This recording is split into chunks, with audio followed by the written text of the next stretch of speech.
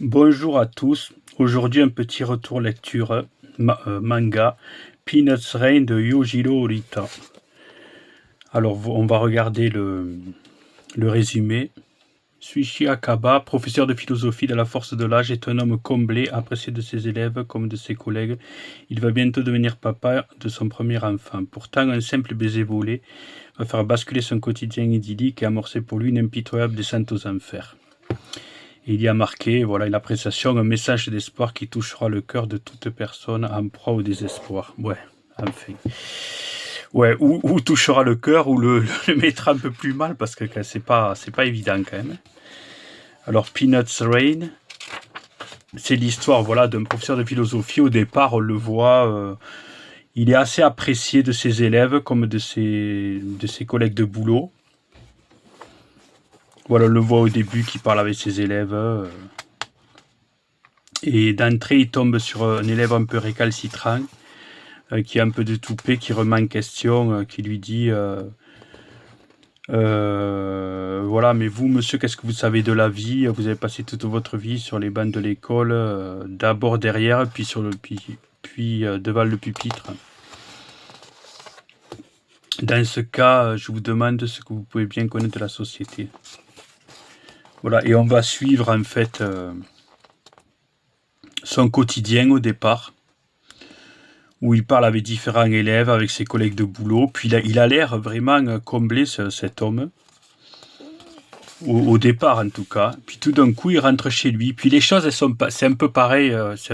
C'est souvent le cas avec les Japonais. C'est assez fin. Ils disent pas vraiment les choses, mais on les comprend. C'est pas démonstratif, quoi. Et là, il dit donc, c'est moi. Bon, donc il rentre du boulot. Il part. Voilà, sa femme lui dit, coucou, chou. Je vais prendre le dîner, tu veux de l'aide? Non, ça ira, j'en ai pour un petit moment. Puis voilà, il rentre, il est fatigué de sa journée. On voit sa bibliothèque avec énormément de livres philosophiques.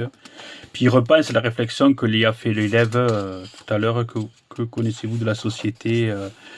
Et là, tout à l'heure, il était un peu plus enclin à écouter la critique, à dire oh, c'est l'âge un peu difficile. Puis on voit que quand même ça l'a un peu touché parce qu'il dit petit merdeux, va. Ça c'est très drôle et il se sert à boire. Voilà, et voilà, il rentre son. Je pense que ouais, ça, il écoute de la musique, exactement, on le voit. Tranquille, il boit son verre, après il va manger avec sa femme. Sa femme qui fait que manger des cacahuètes au début, bon, on se dit bon. Il n'explique pas la chose, il lui demande pourquoi tu te nourris que de cacahuètes. Elle dit oh, j'ai pas trop d'appétit en ce moment. Et il lui dit tu devrais quand même essayer de faire des vrais repas. Et au début on se doute de rien, voilà, on suit la chose, on voit qu'elle est un peu fatiguée, mais bon, comme elle est enceinte, ça paraît tout à fait normal. J'ai été à l'hôpital aujourd'hui. Ouais, pour les antidouleurs, ouais. Le psy, puis là on se dit ouais, elle parle de psy, bon, elle a peut-être une grossesse difficile. Puis en fait, ce qu'on va se rendre compte, c'est qu'en fait, elle est atteinte de déficience mentale, elle a des petits soucis et voilà. Et il est obligé de gérer aussi avec ça, avec sa femme qui attend un enfant. Donc c'est pas, voilà. Sa vie n'est pas tout à fait rose, on va dire.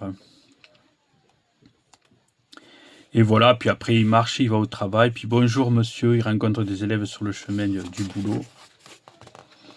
Et en fait, on va suivre, voilà, c'est ça son quotidien. Il a une altercation encore avec un élève. Voilà pour les révisions. Voilà, l'élève récalcitrant parle à un autre élève. Il lui dit voilà pour les révisions, tiens, mate ça, au purée, voilà, il lui montre son téléphone. Bon, j'efface le tableau. Zut, je suis à la bourre. Parce qu'au lieu de noter le tableau, il a montré une vidéo avec son téléphone. Alors que les téléphones, je pense que c'était interdit déjà à l'école. Bon, j'efface le tableau. Donc le professeur efface le tableau et lui, comme au lieu d'être attentif, il a montré une vidéo à un copain à lui. Voilà, la sublime société actuelle avec les smartphones. Inutile de prendre des notes, c'est-à-dire inutile de prendre des notes, c'est trop tard, quoi. Il a effacé.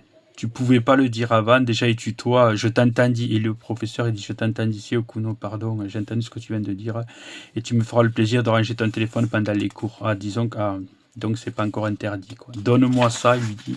Non, il veut pas lui donner son téléphone. C'est un semestre décisif pour tes camarades, ce n'est pas parce que tu vas en filière pro qu'il faut. Hein. Et là, il est un peu, je pense, piqué dans son ego parce qu'il lui dit, voilà, il a le sentiment d'être un peu rabaissé, quoi. Qu'est-ce que mon orientation vient faire là-dedans? As-tu fini de m'interrompre? À toujours prendre les choses par-dessus la jambe et chercher la facilité, tu auras de plus en plus de mal à te confronter à la réalité. Et là, il dit une chose, on voit que c'est un professeur de philosophie parce qu'il a raison. C'est vrai que quand on a tendance à suivre toujours le chemin de la facilité, arrive un moment où on est au pied du mur, quoi. Et à force, ça va devenir une habitude et tu seras un adulte médiocre. Et en fait, tout ce qu'il lui dit, c'est des bons conseils parce qu'en fait, c'est ça, hein, quand on se laisse un peu aller et qu'on rate toujours la facilité, ça va un moment, puis arrive un moment où on paie toutes les factures en même temps, on va dire, quoi. Les années vont passer jusqu'au jour où tu auras franchi le point de non-retour. C'est pourquoi je me bats pour que personne ici ne finisse comme ça. Voilà, bon. Il leur donne de bons conseils, en fait. Puis là, il est appelé pour faire une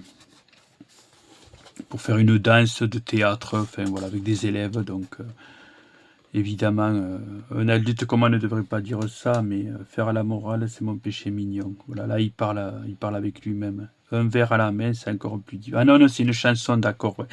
C'est une chanson d'un groupe J-pop qui critique la société japonaise normative, ouais, je m'en souviens. Voilà. Donc, bon, on suit le quotidien. Puis il rencontre cet élève par hasard qui connaissait déjà. Et pour lui faire la surprise, chaque fois, il mettait un coup de sac sur l'épaule. Voilà, Sasaki. On baisse la garde, puis bon, ils se connaissent, mais visiblement, elle n'est pas dans sa classe. Mais il la connaît peut-être d'avant. Et c'est quand même un prof assez attentif à ses élèves, qui essaie de les aider, même en dehors des cours. Donc là, il discute avec elle. Bon, je vais pas tout lire, mais j'explique brièvement ce qui se passe. Enfin, ils ont une discussion. Apparemment, cette fille attend sa mère pour un examen, il me semble, à l'école ou quelque chose comme ça. Puis je vais vous laisser fermer, voilà. Oui, c'est-à-dire il ferme ouais, il est déjà si tard, voilà, il part du travail, donc il rentre chez lui. Puis le téléphone sonne, tiens, qui ça peut être? Oui, allô, Sasaki, qui t'a donné mon numéro? Sasaki, c'est la fille qu'on a vue juste auparavant. Comment, calme-toi? Que se passe-t-il? Et en fait, Sasaki, elle est dans le bureau d'un combini ou d'un supermarché. Je pense que c'est un supermarché. Et elle a volé quelque chose. Donc lui, il est venu en aide parce que sa mère ne pouvait pas venir. Et en fait, elle est fan de manga et elle a volé une clear file et voilà, des petits gadgets, un porte-clés. Et il s'excuse pour elle, étant donné que la famille est injoignable et que c'est la première fois, selon elle, nous en resterons là. Donc il a payé ce qu'elle avait volé, comme ça ils ont pu partir. Mais faites en sorte que ça ne se reproduise plus, vous pouvez compter sur moi. Voilà, il s'excuse au responsable du magasin, puis il la raccompagne chez elle. Puis elle pleure. Pourquoi tu as fait ça? C'était vraiment la première fois, oui. Bon, voilà. Maman n'est pas venue à la réunion, j'ai tenté d'appeler plusieurs fois, elle ne répondait pas, la prof s'est patientée, ouais, j'étais à cran. Visiblement, voilà, elle a une situation familiale compliquée, avec une mère peut-être un peu absente ou qui s'en fout tout simplement. Et c'est pas une raison pour commettre un vol. Il lui dit, imagine un peu que le magasin est appelé la police. Pardon, ensuite, comment tu as eu mon numéro? Par une fille du club de lecture. Ah, je te jure, il dit. S'il te plaît, Baron, ne dis rien à maman ni à l'école. Maman est déjà si fragile. Si elle venait à l'apprendre. Ah, d'accord, maman est déjà si fragile. Elle a peut-être des problèmes de santé aussi, sa mère. Ouais. Si elle venait à l'apprendre, ça ne temps ne ferait qu'empirer. Ben ouais, c'est ça. Je vous en prie. Puis elle commence à lui mettre les mains sur le bras. Faites ça pour moi. À quoi tu joues? Retire ta main, excuse-moi. Puis voilà. Puis bon, ça va. Je ferme les yeux pour cette fois.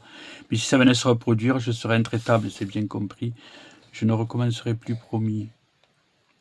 Bien, je te fais confiance. Merci, Baron. Tiens, à la prochaine fois, fais un détour par la caisse. Vraiment, je peux. qu'est-ce que tu veux que j'en fasse? Tenez, point, voilà quoi. Il lui donne, ok, merci, je suis touché, mais c'était mon argent au final, donc elle lui offre ce qu'elle a volé, mais c'est lui qui l'a payé. Et comme elle sait pas quoi faire, elle est mal quoi. Ben qu'est-ce qu'elle fait? Elle lui met la main sur la cuisse, elle l'embrasse. Et là, de là va commencer une descente aux enfers. Alors je vais pas montrer l'intégralité de livre parce que bon, je laisse quand même peut-être aux personnes désireuses de connaître l'histoire de le découvrir quoi, parce que le plus important c'est par la suite. Ça c'est juste l'introduction, ça a que peu d'importance finalement jusqu'à ce point là quoi. Donc là malheureusement qu'est-ce qu'on voit? Il est choqué déjà, il s'attendait pas à ça, elle s'en va, il est encore sur le choc.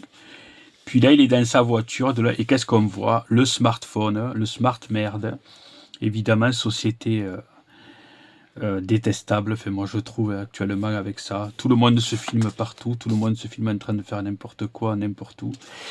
Et donc le pauvre, il a été filmé à son insu et on ne sait pas qui c'est, voilà. Puis le problème c'est que voilà, la rumeur va s'étendre dans tout le collège, il va être convoqué. Il voit la photo, il va perdre son emploi évidemment. Et voilà, et petit à petit, c'est une descente aux enfers, avec une femme qui tombe de plus en plus dans la dépression et dans la maladie mentale, quoi. Elle est de plus en plus dépressive. Et lui, à un moment, il parle justement, il lui dit... il se dispute parce qu'il parle de quelque chose, voilà, c'est là. Alors tu comprends, comment expliques-tu ce baiser? La vérité, c'est que vous fricotez ensemble depuis un bon moment. En plus, elle est un peu parano, quoi. Tu te trompes, il m'arrivait d'être confident pour elle. Comme toi, sa mère souffre de troubles psychologiques. Voilà, la mère de l'enfant, de la fille de tout à l'heure, souffre aussi de troubles psychologiques. Sachant combien cela peut être pénible à vivre au quotidien, je voulais simplement me rendre utile. Pénible, elle l'a pris pour elle, tu vois. Elle a dit, en gros, tu considères que vivre avec moi est un supplice. Mais non, je n'ai jamais dit ça. Enfin, voilà, tout commence à s'enchaîner de manière assez négative. Il perd son emploi, cette vidéo. Sa femme, des problèmes avec sa femme, voilà, l'aide de démission. Non, visiblement, c'est lui qui est obligé de démissionner. De toute façon, il ne pouvait pas faire autrement. Puis là, c'est la couverture, en fait. Il s'en va sous la pluie. Et là, c'est la descente aux enfers, quoi. C'est-à-dire, bon, il trouve un autre travail, sa vie change. Puis, voilà, il va se passer un drame. Un drame assez compliqué. Et ça va être de pire en pire, en fait. Ça va être de pire en pire. Et c'est un récit. On le commence. On ne s'arrête pas jusqu'à la fin. Tellement c'est prenant. Tellement il n'y a pas de temps mort, quoi, en fait. On suit sa vie comme ça. C'est assez bien écrit et surtout il n'y a pas de temps mort, il va d'un endroit à un autre, les choses s'enchaînent assez rapidement. Puis là, ce que j'aime bien, c'est que les choses ne sont pas dites clairement, ou elles sont expliquées beaucoup plus tard. Et il laisse le choix aux personnes de se faire leur propre jugement sur les événements, en fait. Et ça, je trouvais ça vraiment bien, assez fait. Et voilà, donc je vais pas tout montrer. Il tombe dans une dépression, là, c'est de pire en pire, en fait. Je vais pas tout montrer, c'était un peu pour faire une introduction sur ce récit que j'ai énormément apprécié, enfin énormément, très bien apprécié. J'aime ce genre d'histoire comme ça sort des sentiers battus. C'est des choses en plus qui peuvent arriver à n'importe qui. Ça pourrait arriver à n'importe qui, suivant la situation dans laquelle il est. Donc j'ai vraiment apprécié. En plus c'est un one shot, donc vous n'avez pas besoin de suivre une série, vous l'achetez et c'est vraiment de grande qualité, quoi. C'est vraiment parmi mes coups de cœur manga actuels, avec Monsieur Fujii qui est sorti chez le même éditeur, d'ailleurs le Lézard Noir, qui est un petit éditeur. Mais je dois reconnaître que ils ont un choix éditorial exceptionnel. C'est un petit site, un petit éditeur, mais tout ce qui sort, en général, c'est de qualité. J'ai jamais été déçu jusqu'à présent parce que j'ai acheté chez eux, ce qui n'est pas le cas souvent des gros éditeurs où il y a à boire et à manger. Et vraiment, félicitations aux Lézards Noirs pour leur choix éditorial, parce qu'en général, c'est de la bonne qualité, c'est des récits assez intéressants. Et malgré que ce soit une petite maison d'édition, ils arrivent à damer le pion sur la qualité à des grosses maisons d'édition. C'est-à-dire que normalement, les grosses maisons d'édition, je pense qu'elles ont accès à beaucoup de choses. Et eux, ils arrivent à dénicher ce qu'on pourrait appeler des pépites, entre guillemets. Voilà. Et j'ai vraiment apprécié ça. Et j'ai lu aussi, je vais en faire une review sûrement quand je l'aurai fini quand même, parce que même si j'ai bien avancé, j'ai presque fini, de Fuji sur ton chemin, qui est du même éditeur, Le Lézard Noir, et qui est vraiment excellent aussi. J'ai lu la moitié à peu près, je me suis régalé, c'est vraiment génial, quoi. Donc vous voyez ce qu'il y a de bien avec cet éditeur. J'ai acheté deux mangas, et les deux sont très très bien, quoi. Fuji, visiblement, je crois que c'est en 4 ou en 6 volumes, donc c'est pas non plus la mer à boire. Et voilà. Et j'en ferai la review peut-être demain ou lundi, dès que je peux. Enfin, le retour plutôt, quand j'aurai fini de le lire entièrement, mais c'est du très bon aussi. Donc sur ce, voilà, je vous conseille l'achat et la lecture de Peanuts Rain au Lézard Noir, et de soutenir d'ailleurs des éditeurs comme le Lézard Noir qui proposent de la bonne qualité. Ils ont un gros catalogue Umez aussi. Donc Umez, c'est quand même un des maîtres de l'horreur du manga japonais. Donc là aussi, pareil, ils n'ont pas tout le catalogue, mais ils ont quand même quelques belles choses. Donc voilà, je vous conseille de regarder sur leur site et de soutenir ce genre d'éditeurs parce qu'ils proposent de la qualité, vraiment que ce soit l'édition, la qualité du papier, de la couverture et surtout des récits et des œuvres, quoi. Voilà, sur ce, je vous souhaite un beau week-end et à très bientôt.